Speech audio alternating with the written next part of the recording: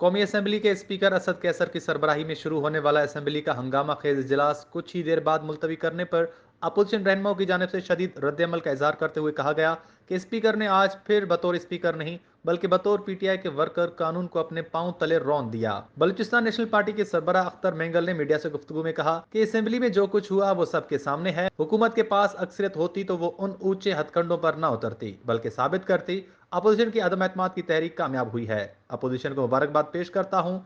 अख्तर मेंगल ने कहा कि हुकूमत के पास आज मेंबरान होते तो आज वो असेंबली में उन्हें जरूर पेश करते। हमारी रिवायात हैं मगर आइन की पासदारी भी अहम है। मीडिया से गुफ्तगू में अवामी नेशनल पार्टी के रुकन कौमी असम्बली अमीर हैदर खान होती ने कहा कि स्पीकर को शुक्रगुजार होना चाहिए। ये सिलेक्शन से आए थे, हम उन्हें जमहूरी तरीके से घर भेज रहे हैं। उन्होंने कहा कि असद कैसर को पीटीआई चीफ व्हिप कहना बेहतर होगा। उनके इस रवैये की जितनी मजम्मत की जाए कम होगी। अमीर हैदर होती का यह भी कहना था कि जो मसाइल पार्लियामान में हल होने चाहिए थे वो इमरान खान जलसों में लेकर हमदर्दी लेने की कोशिश कर रहे हैं। नेशनल डेमोक्रेटिक मूवमेंट के सरबराह मोहसिन दावड़ का मीडिया से खिताब के दौरान कहना था, स्पीकर आइन का ख्याल नहीं रखते, रिवायात का ख्याल रख रहे हैं। ये कब तक अपने इक़्तिदार को खींच लेंगे।